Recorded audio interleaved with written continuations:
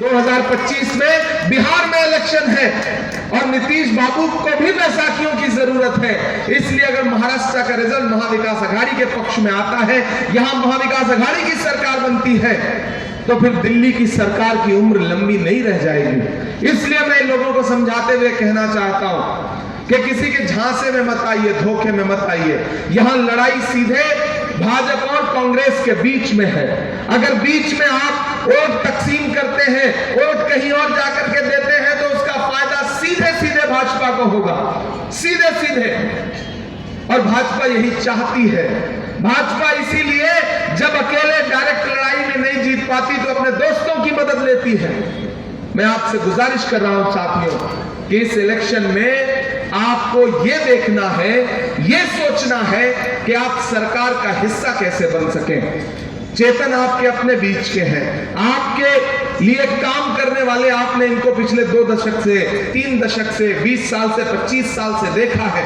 Corporation में रहते हुए, संगठन में रहते हुए इन्होंने आपके लिए काम किया। मुझे यहां से बहुत सारे लोगों के फोन आए और उन्होंने कहा इमरान साहब अकलियतों को नुमाइंदगी नहीं दी गई है, आप वहां चुनाव प्रचार करने आ रहे हैं। प्रणीति जी मैं आपको यह बात बता रहा हूं, बोले अकलियतों में नुमाइंदगी नहीं दी गई। मैंने कहा मेरा नाम इमरान प्रतापगढ़ी है, मैं महाराष्ट्र से राज्यसभा का खासदार हूं, मैं भी तो मुसलमान हूं, मैं भी तो आपका ही नुमाइंदा हूं। मेरे जैसे इंसान को, आपके लिए लड़ने वाले इंसान को, आपके लिए बोलने वाले इंसान को राहुल गांधी जी ने एक दिन हाथ पकड़ करके कहा कि इमरान आप देश की पार्लियामेंट में जाइए, आपकी आवाज को मजबूती की जरूरत है और अपने लोगों के लिए लड़िए, आवाज उठाइए।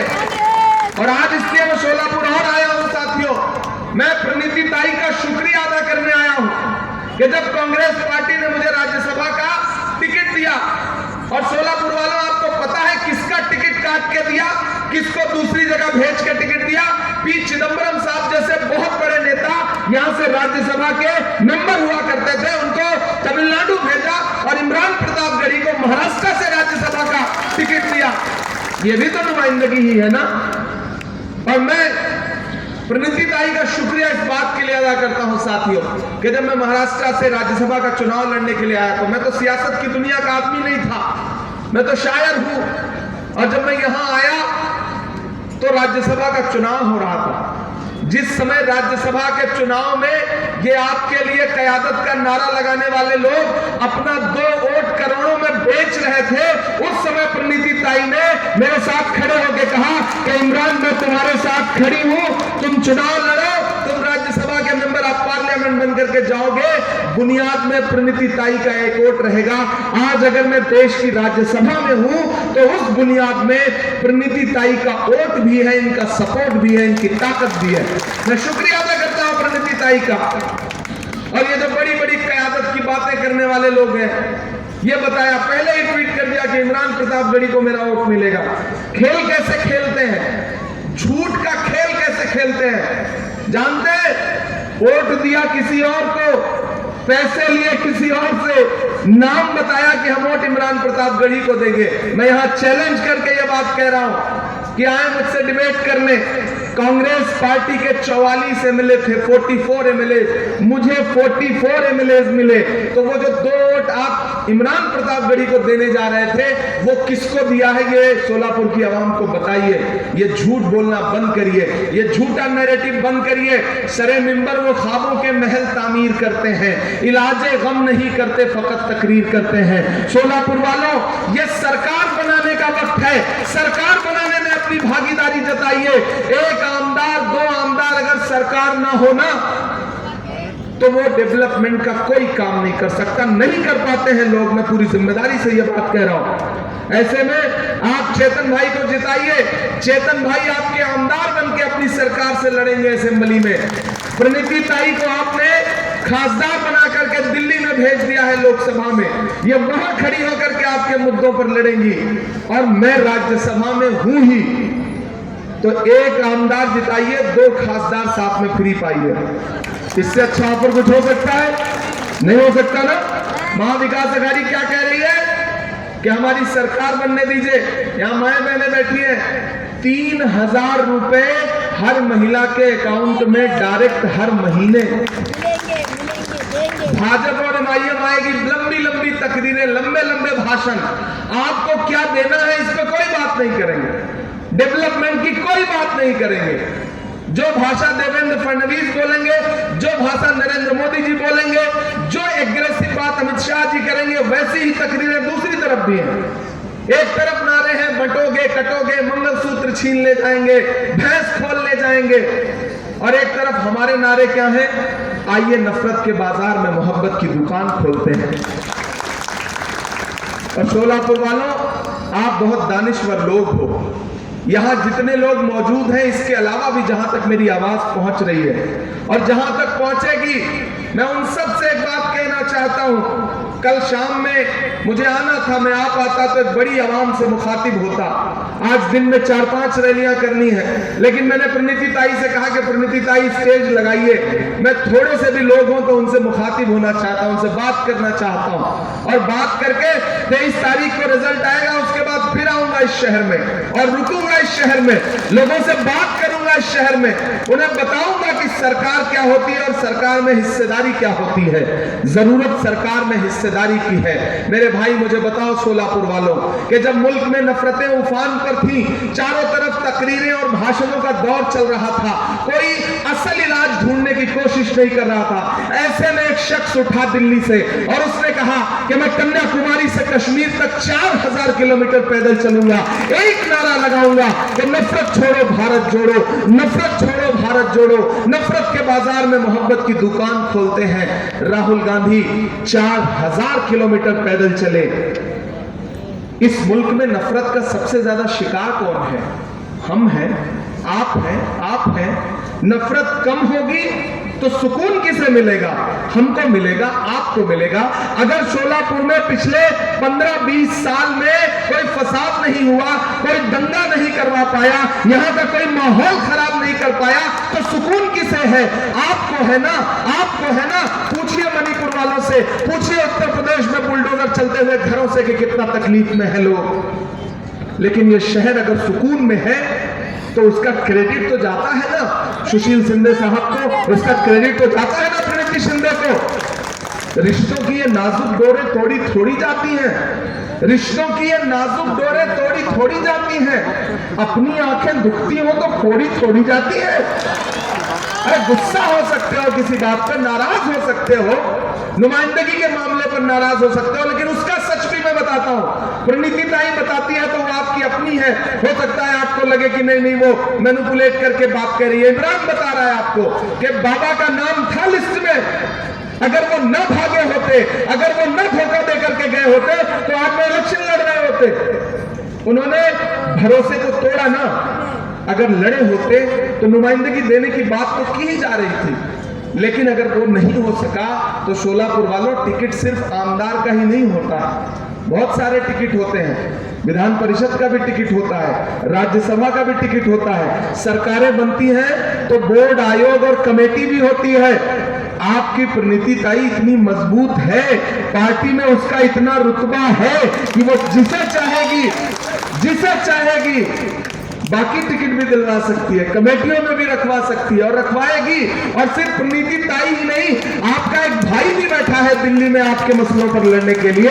कभी आइए, बात करेंगे, बैठेंगे, मिलेंगे और आपके हुकूक के लिए, आपकी नुमाइंदगी के लिए रास्ते हमवार करेंगे। लेकिन ऐसे समय में जब भाजपा निशाना लगाए बैठी है कि आप थोड़ा सा तकसीम हो जाइए और भाजपा जीत जाए, और भाजपा के कैंडिडेट की भाषा तो सुनी होगी आपने लोकसभा चुनाव में, प्रणीति ताई लड़ रही थी लेकिन उसके भाषण क्या थे?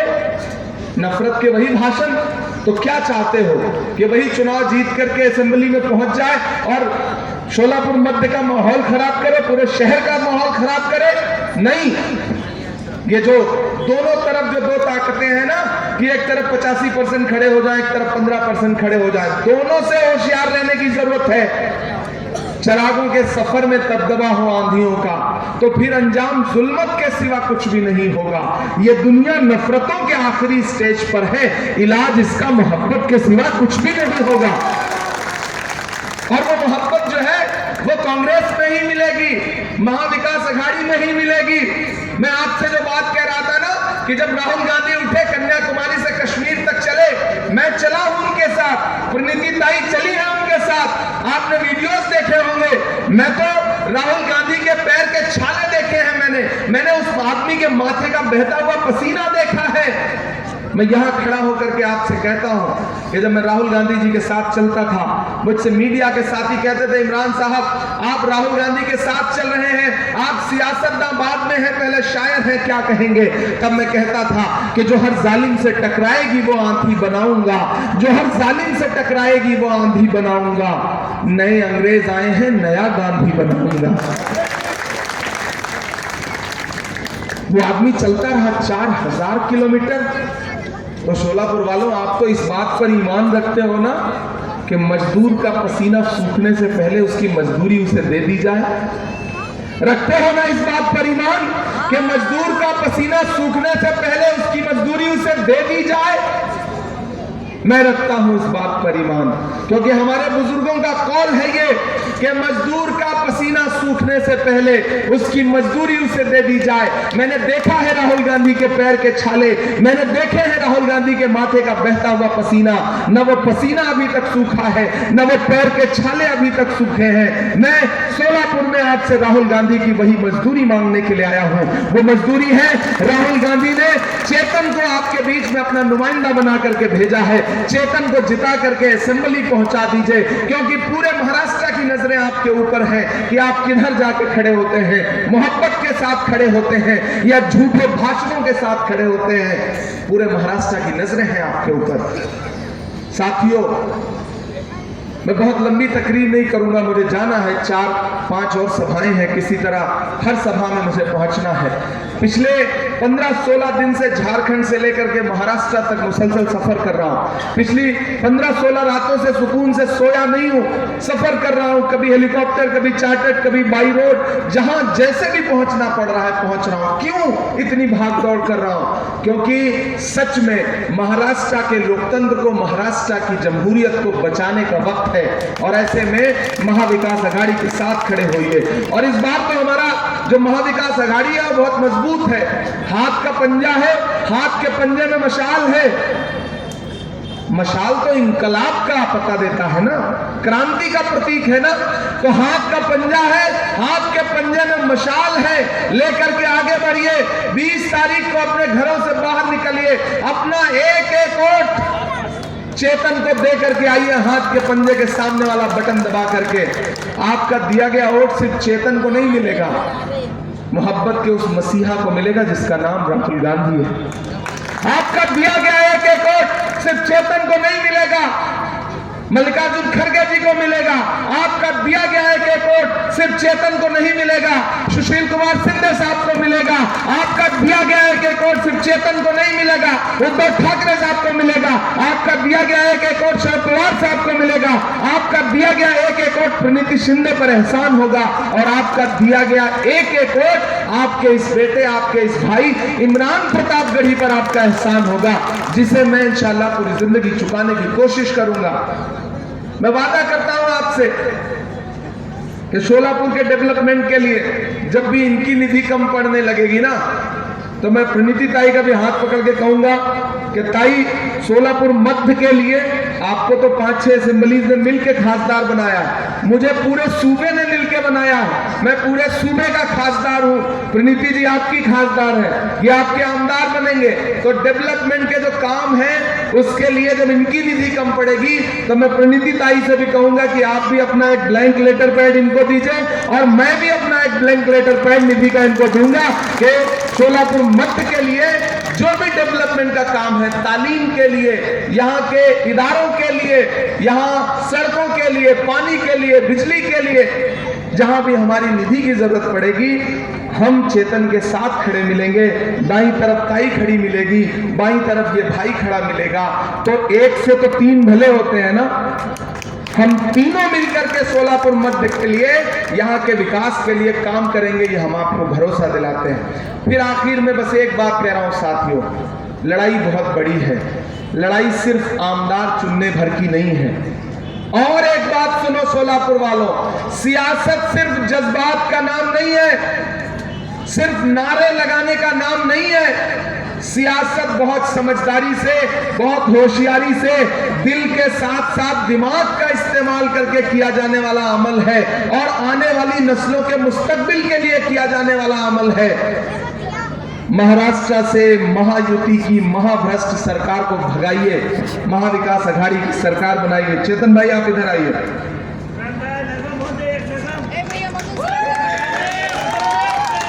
दोस्तों मैंने कहा ना, मैं बहुत दूर से चल के आया और बहुत परेशान होके आया। मैं कोई और असेंबली होती, किसी और के लिए वोट मांगने जाना होता तो कल मैं नागपुर में मेरा प्लेन नहीं टेक ऑफ कर पाया था तो मैं ना ही आ पाता। लेकिन कल दिन में 4 सभाएं छोड़ करके 250 किलोमीटर बाई रोड सफर करके बड़ी मुश्किलों से नांदेड़ में प्लेन उतरवा करके यहां तक पहुंचा हूं और फिर अभी भागूंगा, प्लेन पकड़ूंगा, फिर चंद्रपुर में लैंड करूंगा, फिर वहां 2 सभाएं करूंगा, फिर नागपुर में लैंड करूंगा, फिर वहां 2 सभाएं करूंगा। तो आप समझ सकते हैं कि पूरा महाराष्ट्र एक तरफ, लेकिन चेतन भाई और प्रणीति जी का आमंत्रण एक तरफ। तो अगर मैं हाजिर हुआ हूं तो मेरे आने की लाज रखिएगा। अभी तक आपने जो भी सोच रखा था, आपने जो भी फैसले कर रखे थे, और यहाँ के जिम्मेदार साथियों से भी मैं एक वादा करता हूं, जो भी साथी यहाँ बैठे हैं, मंच पर भी बैठे हैं और शहर के बाकी भी जो जिम्मेदार हैं, कहीं कोई मनमुटाव, कहीं कोई नाराजगी है तो उसे एक किनारे रखिए। जब लड़ाई बड़ी होती है तो छोटी छोटी चीजें नजरअंदाज करनी पड़ती हैं। लड़ाई बहुत बड़ी है। दिल्ली में बैठी हुई हुकूमत के मंसूबे कितने खतरनाक हैं आप सोच भी नहीं सकते। हम लोग सरकार के साथ पार्लियामेंट में बैठते हैं, प्रणीति ताई बैठती है, हम जानते हैं कि उनके मंसूबे कितने खराब हैं। औकाफ की जमीनें हो या आपके खिलाफ मंसूबे हो, सब बहुत खतरनाक है। वो एक आमदार या एक खासदार से नहीं रुक जाएगा, उसके लिए तो मेजॉरिटी चाहिए होती है। हुकूमत मेजॉरिटी से बनती है, हमें सबका साथ लेकर के चलना पड़ेगा। और ये भी जान लेना कि किसी एक समाज के वोट से न कोई आमदार बन सकता है, न खासदार बन सकता है। ये कड़वी बात है लेकिन सच्ची बात है। इसलिए दिमाग का इस्तेमाल करिए। किसी भी एक समाज के वोट से ना आमदार बन सकता है, ना खासदार बन सकता है। सभी समाजों का वोट चाहिए। सभी समाजों का वोट तो चेतन भाई के साथ है। मैंने पिछले 2-3 दिन में जब मुझे यहां आना था तो मैंने शहर के सैकड़ों लोगों से बात की और सबका यही कहना था कि ठीक है, नौजवान बच्चे, जज्बाती बच्चे, उसमें से तो आधे ऐसे हैं जिनकी अभी वोटर आईडी नहीं बनी है, लेकिन वो नारे लगा रहे हैं। लेकिन सारे समाजों का वोट जो है वो चेतन भाई के साथ है, प्रणीति ताई के साथ है। इसलिए साथियों मैं आपसे गुजारिश करूंगा कि 20 तारीख को घरों से बाहर निकलिए, ये सोच के जाइए कि सरकार बनाने जा रहे हैं। ये सोचिए ही मत कि सिर्फ आमदार बनाने जा रहे हैं। आप 20 तारीख को सिर्फ आमदार नहीं बनाएंगे, महाराष्ट्र में महाविकास अघाड़ी की सरकार बनाएंगे। ये फैसला करके घर से निकलिए। आपका मकसद बड़ा है, आपकी लड़ाई बड़ी है, आपकी सोच बड़ी है, आपकी मंजिल बड़ी है। इससे मेरी आपसे गुजारिश है साथियों, महान बादशाह सिकंदर ने जब यूनान जीता ना, तो जीतने के बाद वो जीत का जश्न मनाने के लिए शहर की सड़कों पर निकला। तो उसने देखा कि पूरा शहर तो जश्न मना रहा है, लेकिन एक फकीर आदमी सड़क के किनारे सो रहा है। सिकंदर को गुस्सा आया, सिकंदर अपने घोड़े से उतरा और उस सोते हुए फकीर के पास गया और गुस्से में उसे जोर की एक लात मारी और लात मार के कहा कि क्यों रे फकीर, मैंने शहर जीत लिया और तू, लोग जश्न मना रहे हैं और तू सो रहा है। तो उस फकीर ने उम्मीदी आंखों से सिकंदर की तरफ देखा और देख करके कहा कि शहर फतेह करना बादशाहों का काम है, लेकिन लात मारना गधे का काम है। तो मेरे भाई, कभी नोटबंदी की लात, कभी जीएसटी की लात, कभी ये बिल की लात, कभी औकाफ बिल की लात, महंगाई की लात। यहां माएं बहनें बैठी हैं, आपने अपने पल्लू में छुपा करके, रसोई में डब्बे में, चावल के डब्बे में, आटे के डब्बे में छुपा के जो पैसे रखे थे ना घर वालों से कि कभी मुश्किल में काम आएगा, बच्चों के पढ़ाई के लिए, बच्चों के खिलौनों के लिए, नरेंद्र मोदी जी ने एक झटके में कहा ना, सारा पैसा आपसे कागज है, रद्दी है, इसको बैंक में जमा करिए, क्योंकि उद्योगपति दोस्तों का कर्जा माफ करना था।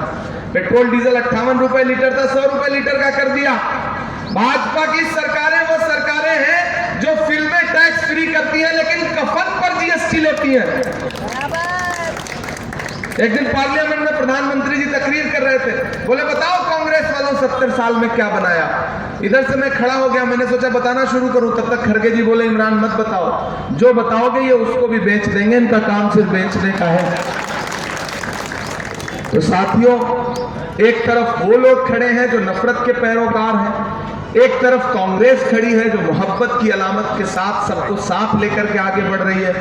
तो इसलिए मेरी आपसे गुजारिश है साथियों, आज मुझे जाना है, मुझे आपसे विदा लेना पड़ेगा, लेकिन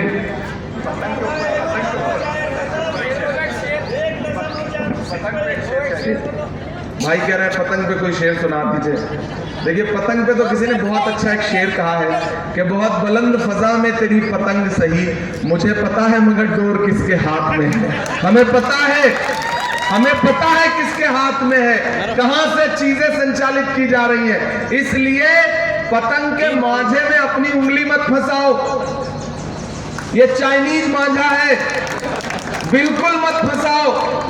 इसके तार कहीं और जुड़े हैं, कहीं और से उड़ाई जाती है। ये बात मैंने कहा ना, दावा किया गया, ट्वीट किया गया इमरान प्रतापगढ़ी को 2 आमदार के वोट मिलेंगे, दिया किसी और को, लिया किसी और से, नाम बताया मेरा। मैं इसलिए चुप रहा कि चलो चला लो दुकान, चला लो, नहीं बोलूंगा। लेकिन जब ज्यादा कर देते हैं तो फिर बोलना पड़ता है। जब मुझे लगता है कि मोहब्बत का नुकसान हो रहा है तो फिर बोलना पड़ता है। इसलिए भी आप सबसे गुजारिश है साथियों कि ठीक है, नारे लगा लिया आपने, साथ जुलूस में शामिल हो लिए, लेकिन वोट देने का फैसला तो बहुत अहम और बहुत बुनियादी फैसला है। इसमें जज्बात में नहीं आना है। एक समाज के, सिर्फ अकेले समाज के वोट से आमदार नहीं बन सकता, सभी समाजों का वोट चाहिए और सभी समाजों का वोट कांग्रेस के ही साथ है, इसमें कोई दो राय नहीं है। लड़ाई सीधे भाजपा और कांग्रेस के बीच में है, महायुति वर्सेस महाविकास अघाड़ी। भाई को जिताइए, असेंबली पहुंचाइए। पहली बार आपसे ये वादा कर रहा हूं कि 23 तारीख को रिजल्ट आएगा, मेरी नजरें सोलापुर पर होंगी और मैं प्रणीति ताई से भी कह रहा हूं, आप यहां रहेंगी या ना रहेंगी, मैं चाहता हूं कि मैं आऊं, 2-3 दिन यहां के लोगों से बातचीत करूं, यहां के लोगों को दिल्ली बुलाऊं, उनसे बातचीत करूं और यहां के मसले मसाइल जो हैं, मैंने कहा ना ताई तो आपके साथ है ही, आपकी नुमाइंदगी कर ही रही है, लेकिन आपका भाई भी आपके लिए है ना, तो मैं भी आपको खड़ा मिलूंगा। बदन में जो भी लहू है तेरी अमानत है, जहां जहां हो जरूरत वसूल कर लेना। 23 के बाद आऊंगा, एक शाम उसी चौराहे पर सजेगी जहां कल मैं रात में नहीं आ सका, और आया इसलिए सिर्फ कि जो ये कह रहे थे ना हम सब कुछ मैनेज कर ले रहे हैं, मैं उनको संदेशा देने आया कि भाजपा आपको मैनेज करती है, आप भाजपा को मैनेज करते हो। कांग्रेस के लोग न किसी से मैनेज होते हैं, न कोई माई का लाल कांग्रेस के लोगों को मैनेज कर सकता है। ये मैं दावे से यहां बताने के लिए आया। इसलिए साथियों, 23 के बाद भाई एक दिन एक मंच फिर से सजाइए जीत के जश्न का, आपकी भी जीत का जश्न और चेतन भाई की भी जीत का जश्न, और आएंगे और शोलापुर की आवाम का शुक्रिया अदा करेंगे, शायरी भी सुनाएंगे, नज़में भी सुनाएंगे, दिल का हाल भी बयान करेंगे। आज चूंकि जाना है इसलिए आपसे विदा लेंगे। बहुत शुक्रिया।